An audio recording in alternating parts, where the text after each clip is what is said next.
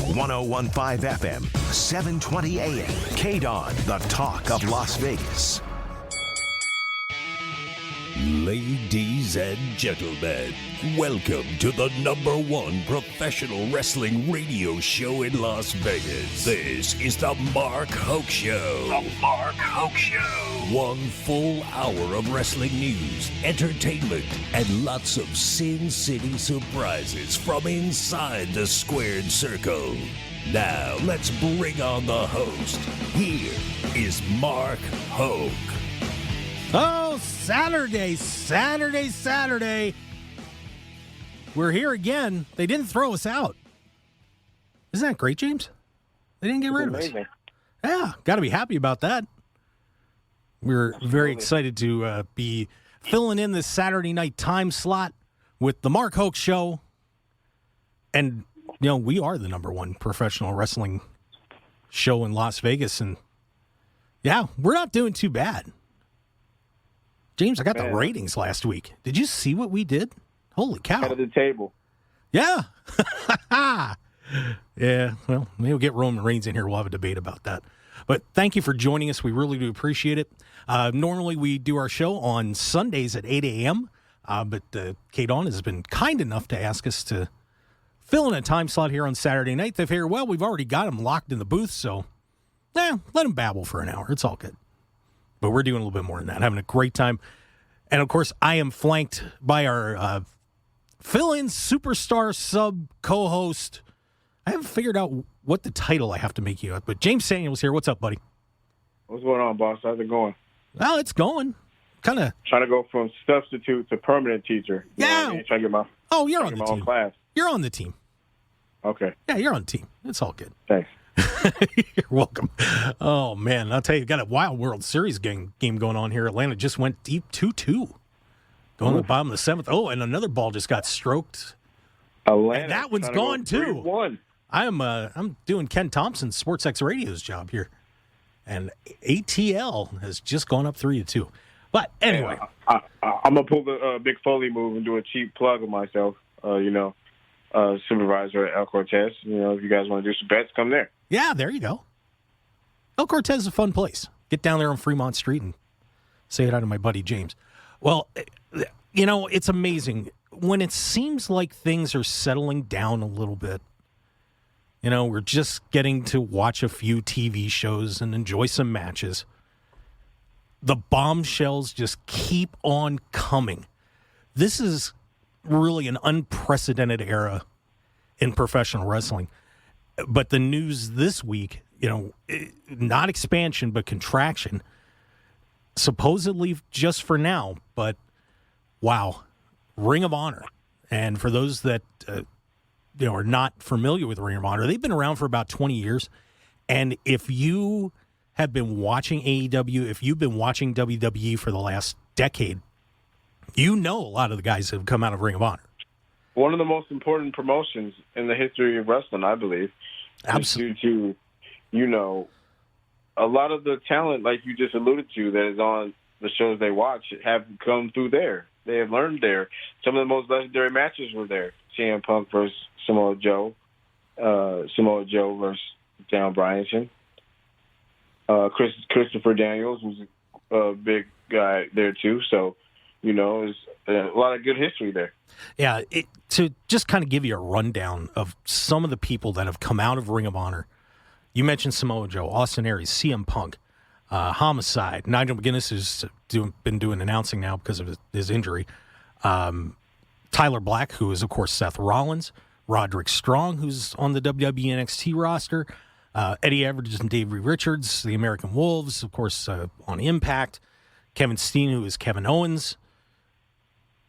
Adam Cole and Kyle O'Reilly. You know, you mentioned Christopher Daniels, Cody Rhodes.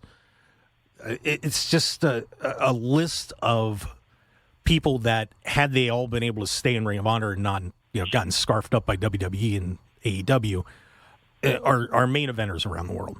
And, well, you know, and I was a big Ring of Honor fan, and you know, still am. So was I, and I as well still am. So on Thursday, Ring of Honor put a statement out. Throughout the pandemic, our top priority was to keep everyone healthy and safe, and despite not producing any live events over 18 months, we were able to keep everyone fully contracted. We now find ourselves at a time where we need to make changes to our business operations and are planning a pivot for Ring of Honor with a new mission and strategy. The year will culminate with a final battle in December, and we will be taking the first quarter of 2022 to work internally to reimagine ROH. ROH has the most dedicated fans in the industry, and we appreciate their loyalty and patience as we reconceptualized ROH. We anticipate returning to live events in April for the Supercard of Honor with a new fan-focused product and provide a unique experience for wrestling fans. So this hits the interwebs, and dear Lord, I was actually home when this statement came out and watched Twitter and Facebook just explode. And it has been nonstop ever since. COO Joe Koff did do one interview, and I actually knew Joe a little bit from some other dealings that I had at a past job. I reached out to him. He said, well, I'm doing one interview, promised an exclusive, so I can't do it. But Joe and I did get to talk a little bit, and they do plan to restart Ring of Honor. But all of the contracted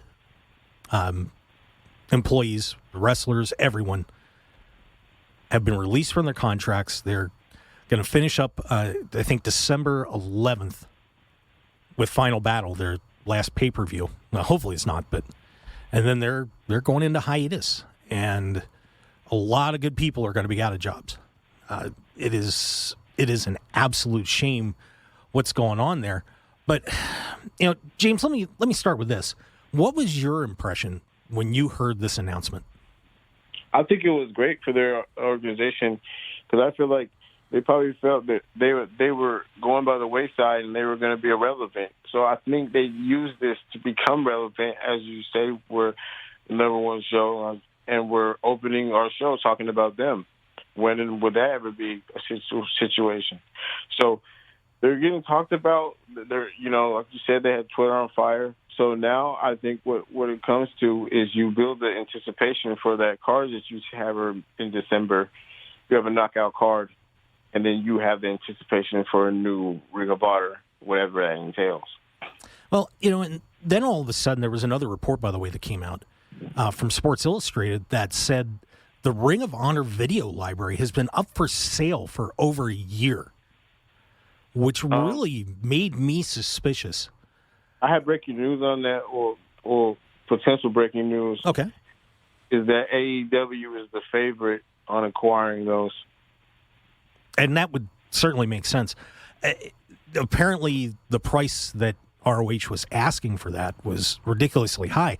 But my question on that is, if you're planning on coming back, why are you selling that video library? That just made no sense to me, unless they were just that desperate to get revenue. I think it was that. They needed a boost to sign. Maybe they have an idea on someone they want to sign or things they want to do.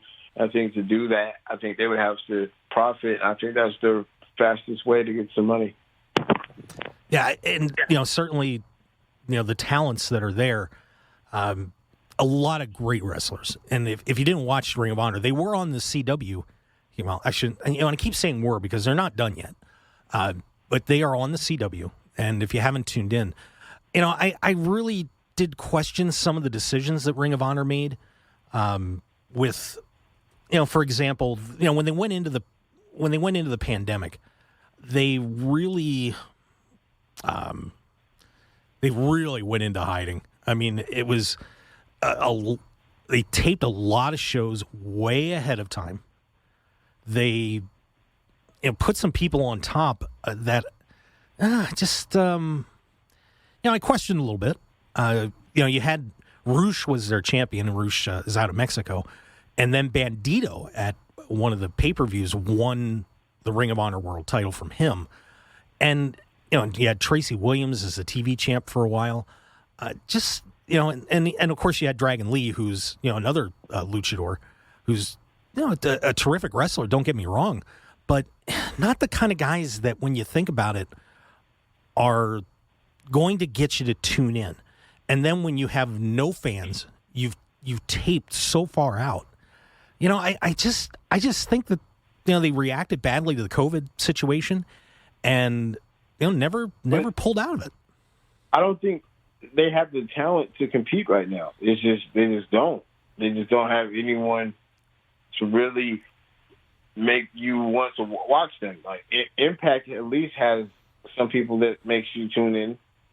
AEW, of course, and the WWE, of course. So they just are not in the position to compete. And I think by them doing what they're doing, I think they have a slimmer of a chance to compete, but they have to knock it out of the park for that December show. Well, and when I thought about the Ring of Honor situation, I really went back to the past with the AWA, which was Vern Gagne's promotion up in Minneapolis. You had the WWF back there, you had the NWA, but there was also the AWA, who people around here might remember. They were taping at the Showboat in Las Vegas on ESPN. Were starting to grow, and then Vince McMahon just raided them. He'd already gotten Hulk Hogan, but then he went in and got the Rockers, which is of course Shawn Michaels and Marty Jannetty, Scott Hall, and Kurt Hennig, and the list just went on and on and on. By the time Vince got done, I don't know if Vern made him mad or something, but I think Vince saw his competition and went in and just took everybody out. And now I felt like they were kind of doing the same thing. I don't think it was as malicious as it was with the AWA, but you would see, Tyler Black gone, Bryan Danielson gone. And it just kept going and going. But then you had a lot of the guys that are now in AEW in there, along with, talents like Jay Lethal and the Briscoes and I'm blanking, I'm sorry, Dalton Castle and so many other guys. And they were really in a position in around 2016, 17, 18-ish to be the AEW. They really were.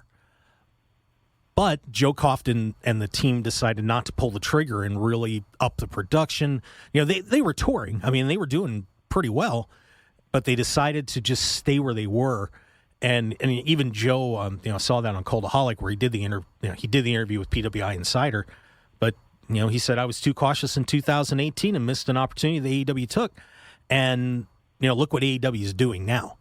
And of course, their own Ring of Honor is owned by Sinclair Broadcasting, which has TV stations all over the country, obviously. So the door was open, and they had the television venue to grow and expand, but they didn't do it. And and then Cody Rhodes and the Young Bucks and the boys, Kenny Omega, decided, you know what? Let's. They made the All In pay-per-view, and it was successful. And then they got Tony Khan involved, and off AW went. So, I think another turning point was when they let WWE get the recruiting talent from FSW before they did. Because think about it. If they were able to get a Chris Bay or a Karrion Kross over in ROH before the WWE did, they would have more eyes. But they continuously let WWE and AEW get talent from that promotion and other good promotions as well. So I think that is what they have to rectify going into that December show. Well, and there's a lot of speculation about Ring of Honor, too, that they had so many guys under contract, and they had some expensive contracts, and without, the house show revenues and, weren't drawing the TV ratings that they had been in the past, that it just kind of tailed off, and then COVID hit. And really kind of put the nail in the coffin here. Sorry, Joe. Don't mean to. Joe Coffin. Anyway, but it's a sad situation.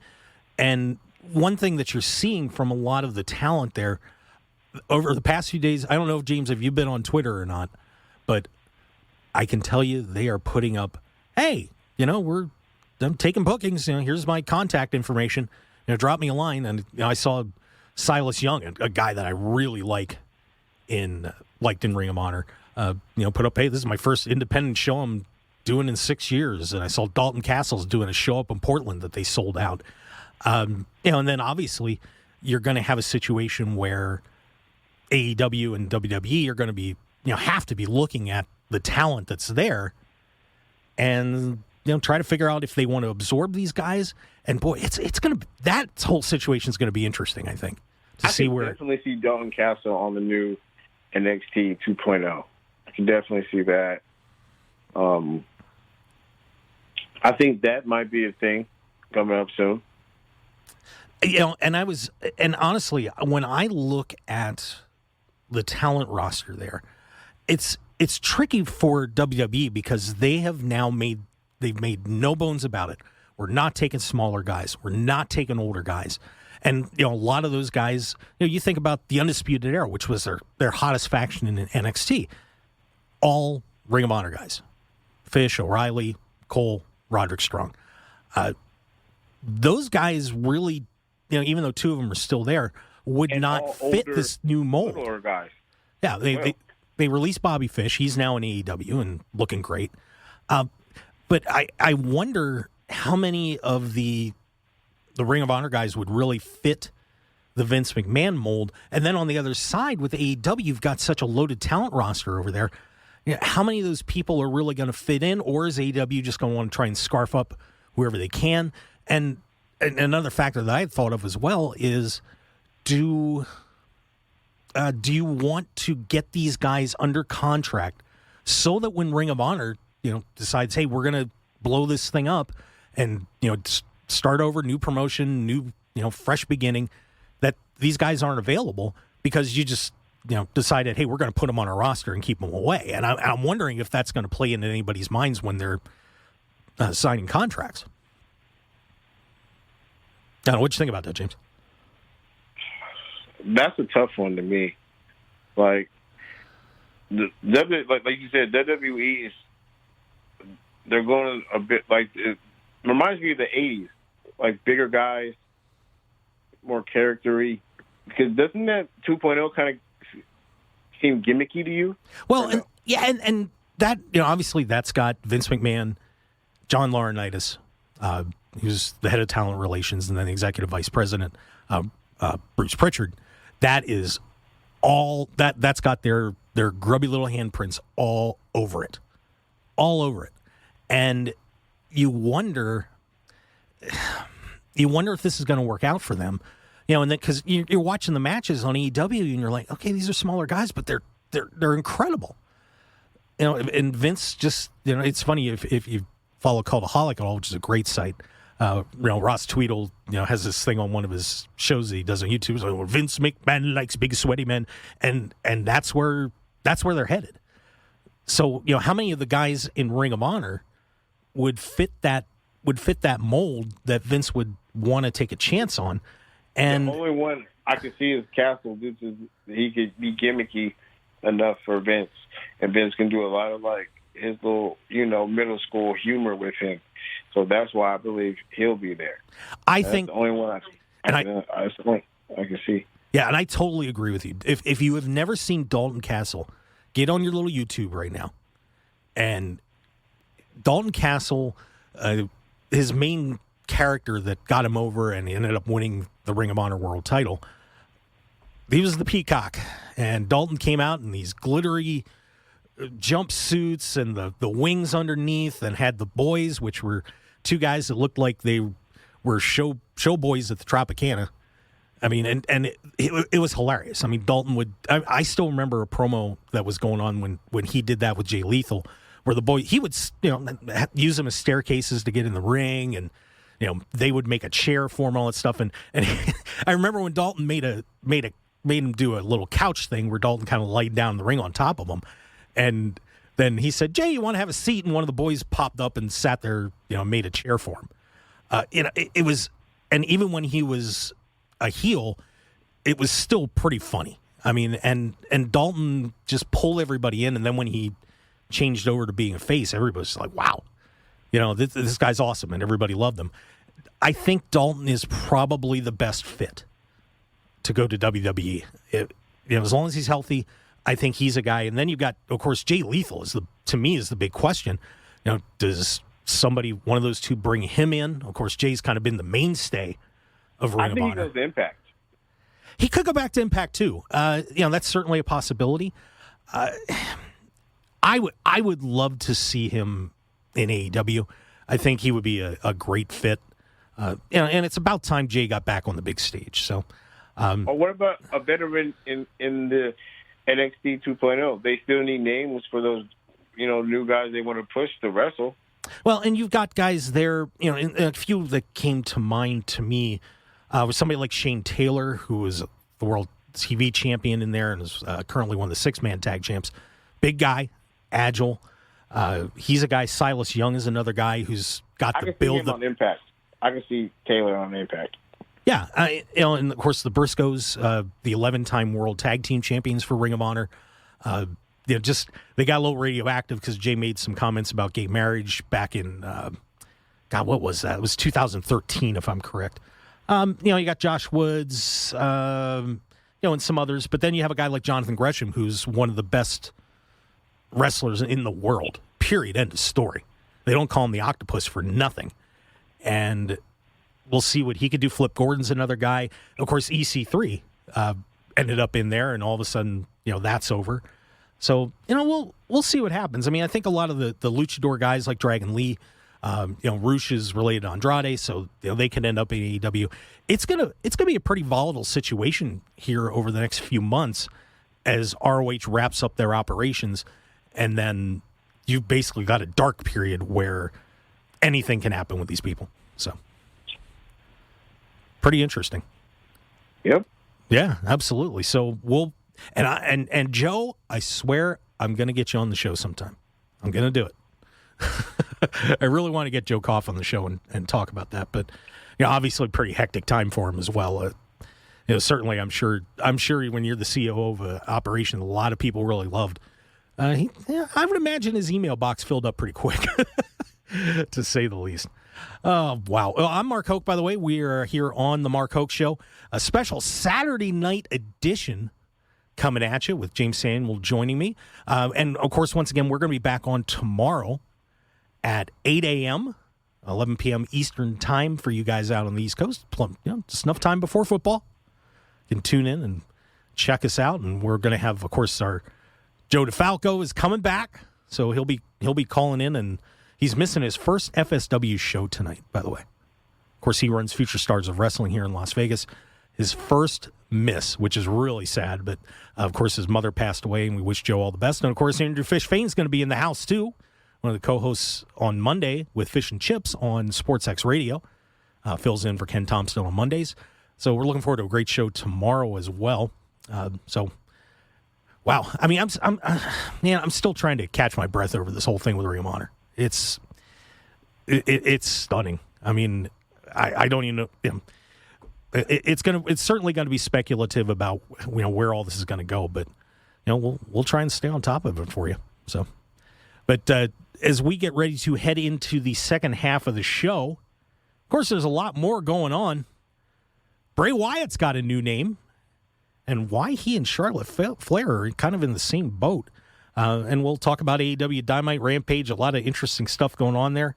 And if we have time, we'll get to talk about Moose and Cesaro as well.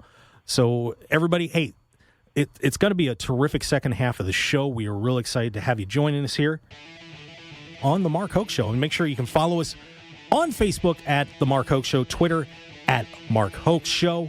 Check out the website, markhokeshow.com. And all sorts of other fun stuff. And we got the YouTube videos up there, too, if you like to listen to us on YouTube and download the show at markhokeshow.podbean.com or any of your favorite podcast outlets. So stick around, everybody. We will be right back on the Mark Hoke Show, coming on back in about 3 minutes. Stick around. 101.5 FM, 720 AM. KDWN, the talk of Las Vegas. This is the Mark Hoke Show. The Mark Hoke Show. Here again, your host, Mark Hoke. Oh, yeah. Saturday night. A special for all of you. What a treat. For us to get to do an extra show here on KDWN 101.5 FM, 720 AM, the talk of Las Vegas. We're having some fun. James Samuel with me along for the ride, sitting in the co-pilot seat. What's up, buddy? What's going on, boss? Yeah, well, we're doing a radio show. I'm producing it, too. Yeah. Yeah, I swear to God, I just need, there's a really nice couch out here on the second floor, and maybe I should just utilize it from now on. Because I produce the Common Ground show that's on here from 6 to 8. Great show with Pat Sal and co-host Dean. And then I have to do the Harvey Hyde show coming up here at 9 o'clock, which, of course, the Trojan Football Report. Easy for me to say. So you want to find out what's going on with USC and around the world of college football, make sure you stick around after we're over.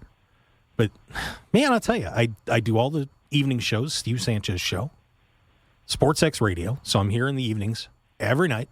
Here's Saturday night, back in Sunday morning. I think I'm insane. What do you think?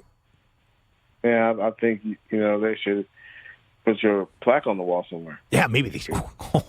Well, there is a wall of pictures of hosts. Maybe I need to talk to the boss around here and see if they'll stick my picture up there. That'd be kind of fun. Well, another guy whose picture was all over the internet a couple days ago, the former Bray Wyatt, of course, former WWE and Universal Champion, son of Mike Rotunda, because you might know him as IRS, and nephew of Barry Windham of the Four Horsemen. Of course, those guys were a great tag team, the U.S. Express. Of course, and Bray, was the supernatural character and got released a little while ago. Well, the 90-day clause is up. And the former Bray Wyatt took to Twitter and is now Windham. Not sure if it'll be Windham Rotunda when he gets back in the ring, but he is now available to work for any company. Has a little hashtag going on, Cult of Windham, with a K, on Twitter. So Bray Wyatt, or should I say Windham Rotunda, is a free man. Congratulations. Let's give him a round of applause. And I'm so excited to talk about this because he is my favorite wrestler in the industry. So I'm so excited to talk about this. Well, according to some sources, he was not a favorite in the back. This was a report by Ringside News that a WWE source said that Wyatt, quote, deserved to be let go by the company. The statement that this source said, not being apologist or a WWE defender, just telling you like it is, if you were running a business and Windham was on your payroll, you'd release him too. Between his backstage antics and the way he handled himself when making millions and millions, while medically flagged, he really deserved to be released.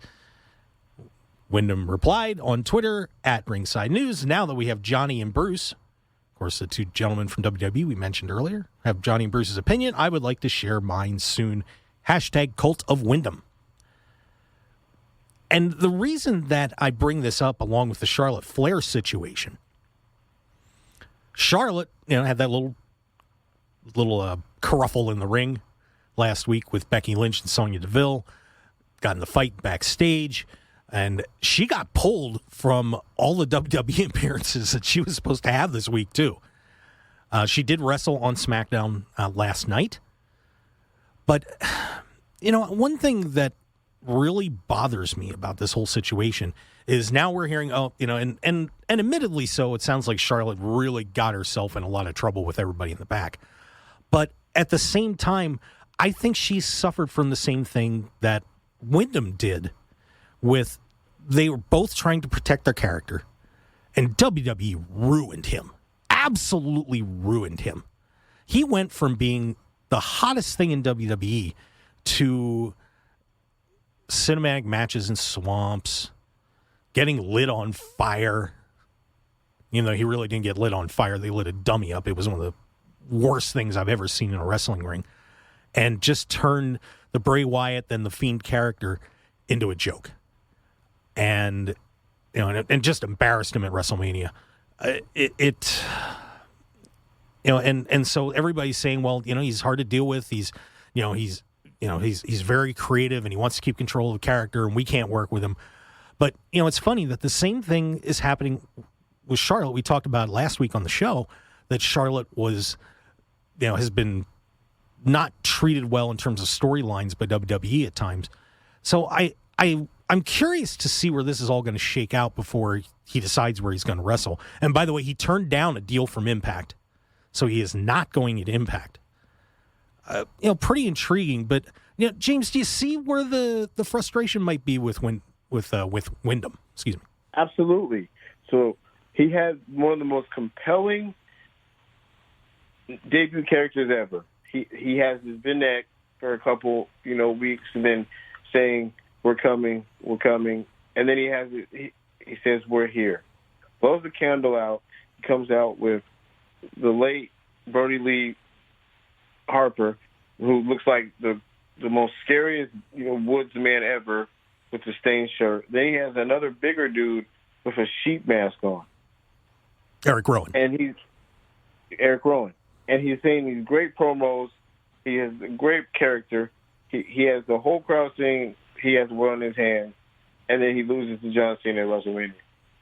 Yeah, and it wasn't just John Cena too.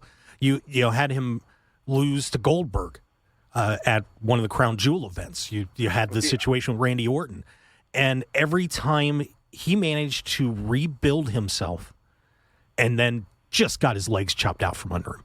And then look at the character development in the Fiend at first. Every time the Fiend wrestled a wrestler, they changed. Seth Rollins went from his normal self to the Monday Night Messiah. Daniel Bryan went from his normal self to the Planet's Champion. Finn Balor went from normal Finn Balor to Prince, the Prince persona of Finn Balor. He turned Alexa Bliss to her Twisted Bliss character. So it was a lot of character development, a lot of good storytelling, especially in that Firefly match with John Cena. It was a lot of compelling storytelling that he was coming with. It was terrific. You're coming with that every week to your job, and you're giving them the best you can do, and they keep butchering you for year after year. Every time that you come back, they butcher you again. Yeah, so, and we can't forget about that Hell in a Cell match, which got voted worst match of the year with Seth Rollins. And I'm trying, and it's still so hard. I mean, I saw that match, and it was just miserable. But to imagine that Windham and Seth Rollins could have a bad match in Hell in a Cell because Vince McMahon decided, we were going to do this, and they both hated it, and it was a total disaster, and ruined him again. It was just, so. And he had a great Hell in a Cell match with Roman Reigns, so it's not like he's not capable of having a good Hell in a Cell match. It was the creative booking that they did in that said match, and that's the point that I'm trying to make with Charlotte as well. And so many different storylines in WWE. They just, it reminds me of, that scene in Tommy Boy where he's sitting in the restaurant and, he's trying to get the chicken wings and the waitress is standing there. He's like, and she says he can't get them. And then, he starts talking about his sale and how he just takes it in his hands and he's got the pretty little sale and then just crumbles it and destroys it. That's what's going on. That's what's going on at WWE right now. So I don't know whose side you really could be on there, but WWE Creative really messed him up, and I hope that he gets a good shot in AEW. Or, of course, there's still a possibility he could resign, which would be stunning. But you never know. Crazier things have happened. And then getting into and then speaking of the WWE, hey, did you get that email that they sent out? Hey, tune in for the new era of Raw and Smackdown. Did you get that email, James? I did not. I guess you got to get on WWE's mailing list. Yeah, the new era. Okay. I'm only a radio guy for a couple months now, so I'm not as famous as you yet. Yeah, well, you can trust me. It's not hard to get on WWE's mailing list. Yeah, so we got on Raw. We got a rematch with Zelina Vega and Doudrop. We got a rematch with Carmella and Liv Morgan. Oh, my goodness. Isn't that exciting? No. But. Exactly. We got on SmackDown, we got the New Days and the Usos again. Good match, but I think we kind of seen that one before. We got 12 times.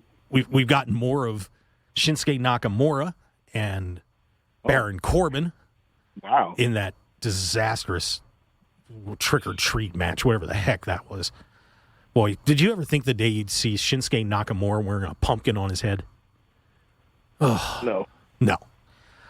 Just disaster after disaster. But, on the good side, because I can't just totally tear them apart, fantastic ladder match that they had on Raw with Seth Rollins winning a shot at the WWE title, beating Kevin Owens, Rey Mysterio, and Finn Balor.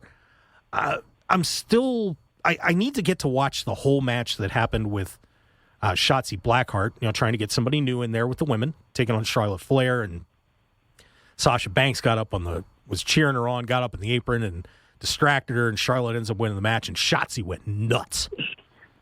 I mean, woo! That was Halloween crazy right there, baby. She lost it. Poor Sasha. But Shotzi Blackheart, maybe getting inserted in the picture. I have not seen the whole match, so I can't. And I've seen different reviews that Shotzi was off. And some said, Shotzi was fantastic. The beatdown of Sasha was fantastic. That was well done. But it's just such a mix of here's something great and here's a few things that are miserable. And I just don't get it. Just don't get it. And Roman Reigns wasn't on the show on SmackDown. Left him at home.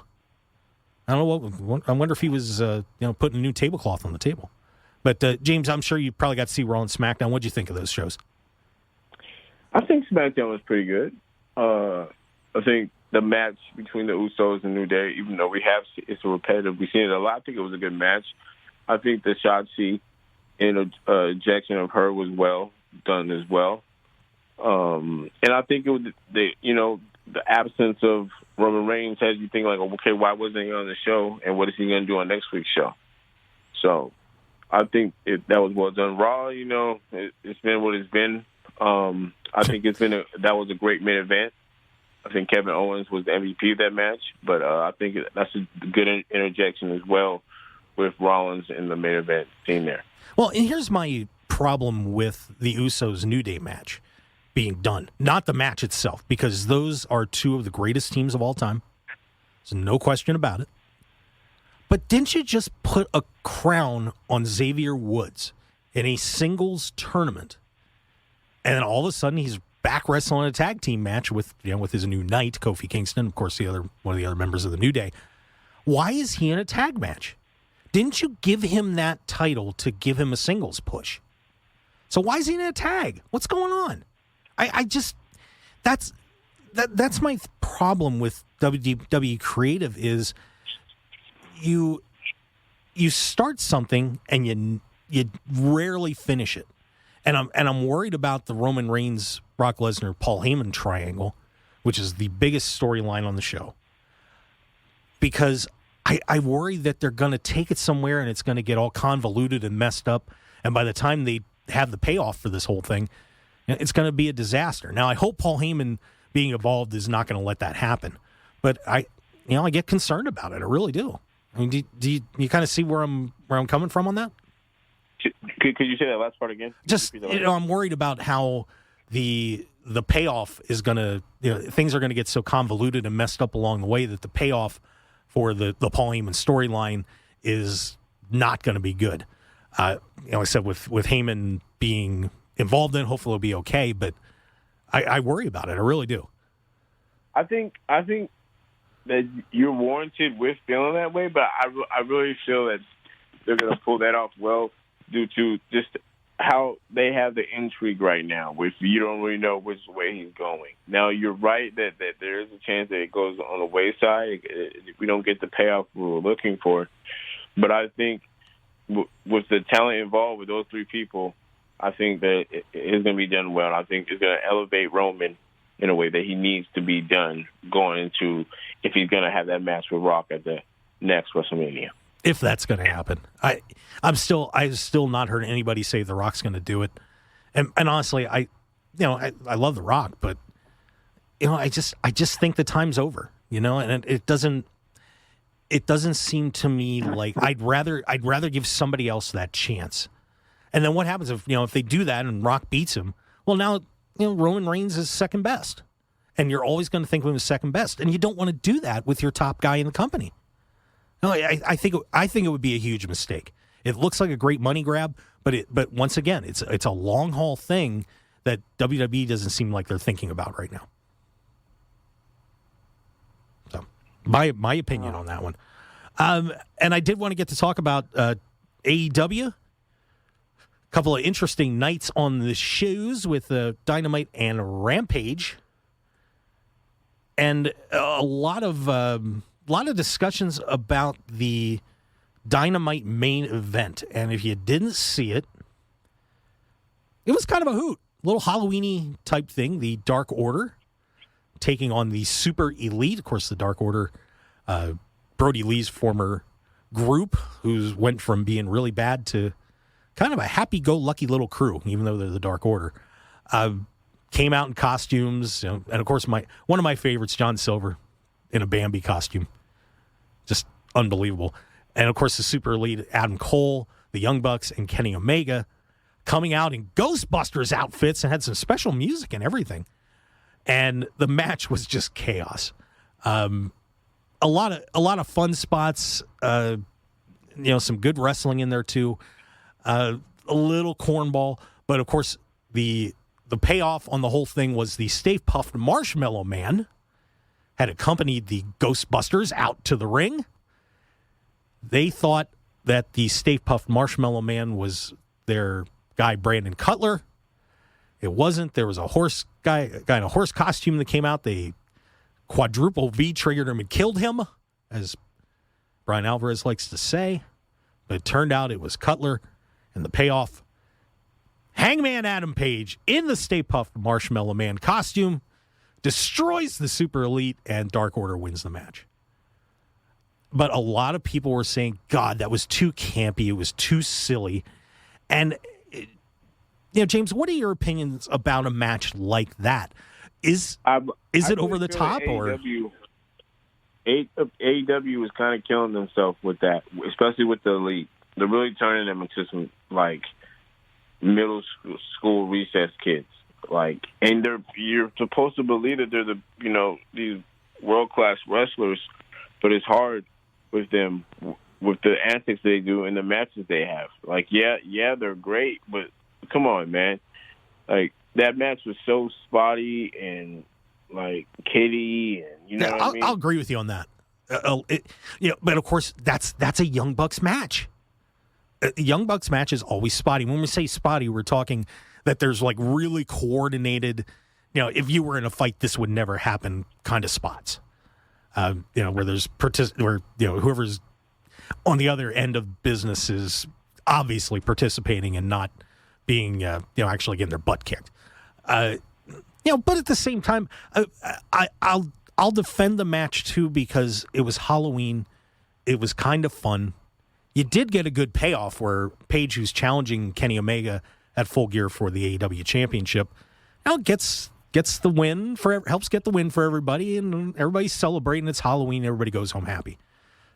So on the other side of it, it was campy, but there were still some good points in the match, and it was fun. And Adam Page got a nice rub, and everybody and the crowd was loving it. So not sure what to say, but it really split the wrestling community about that being the main event, and you can hear why just with the two of us talking about it. You hated it. You thought it was terrible. I thought, well, it's reasonable. Not my idea of a perfect match, but it had some fun spots in it. So, any other thoughts on that to finish up? I think that was a way to almost kill Hangman's momentum. You got him as this brooding character with every time he has a moment coming back is amazing, his big moment. And I think with that, with him coming out of that costume, luckily the crowd was receptive to it, but what if they weren't? So all that months that you put into him could have been killed by that one moment. You're right. You're right. I mean, fortunately, AEW crowds were popping for it, and they enjoyed it.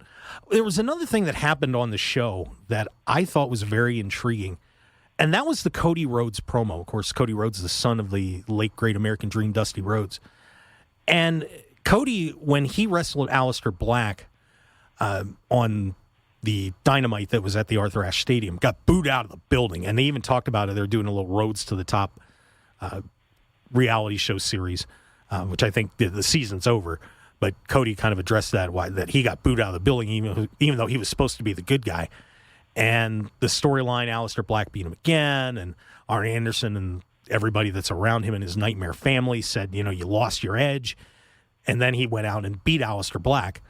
But Cody did a promo where he was talking a lot about how he went Hollywood because, he's doing other TV shows and things like that. And he lost his focus, and he's not going to turn his back on the fans. It would be easy to turn into a heel, but he doesn't want to do it. And you could tell that some of that was storyline, but I think some of that was kind of sincere too. Because I really think that Cody's upset that people are booing him, even though he's supposed to be one of the good guys. And I was listening to it, and he's talking about Dusty and all his time in the business and how much he cared about the fans, and it was pretty poignant. And what did you think about that promo, James? I feel like he has the right to feel that way, but I feel like he has never made a genuine connection with the fan base in AEW, even though he was instrumental in starting it. Other than that, yes, he was very instrumental in starting it and getting it to where it's at. But ever since he's been there, he hasn't made a really connection with the fan base. The Young Bucks have with their classic matches with the Lucha Bros. Kenny Omega has established himself as, maybe the best in-ring worker in the business right now. Hangman Page has, by putting his star value there. MJF, Allen, they all have. But Cody Rhodes has not made a really genuine connection with the fan base yet in AEW. Why do you think that is? I think it goes back to when he wrestled Chris Jericho and lost and said if he didn't win the match, he'd never get a shot at the world title again. And this is one of your top people. And I think that people, even though he did win the TNT title, he had some great matches with Brody Lee on that. I think people aren't want to see the bad Cody. And I think he's in a really tricky situation right now, trying to figure his way out of that. And it's going to be a quandary for him. No doubt about that. No doubt. But I'm rooting for Cody. Obviously I was a big fan of the American Dream, and for Cody to step out and do what he's done, helping create AEW. I really hope that he does get that straightened out. But on the other side of getting straightened out, boy, did Bryan Danielson take a beating with Eddie Kingston on Rampage. Oh my God. You want to get a look at what some of these guys do? Google Bryan Danielson's chest. Because he and Eddie Kingston put on a great match on the Friday night show, and Bryan looks like he's going to need Bactine and whatever else you can put on his chest for a good week, because that's going to take a long time to heal. But what a great match that was. What did you think of Eddie Kingston and Bryan Danielson?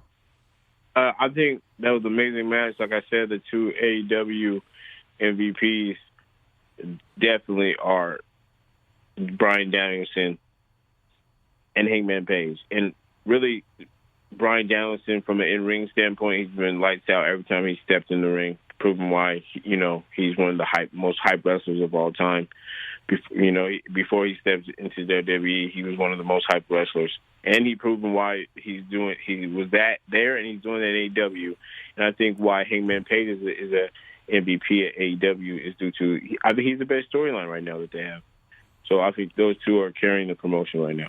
Yeah, and Britt Baker, Dr. Britt Baker, DMD, is not doing a bad job either.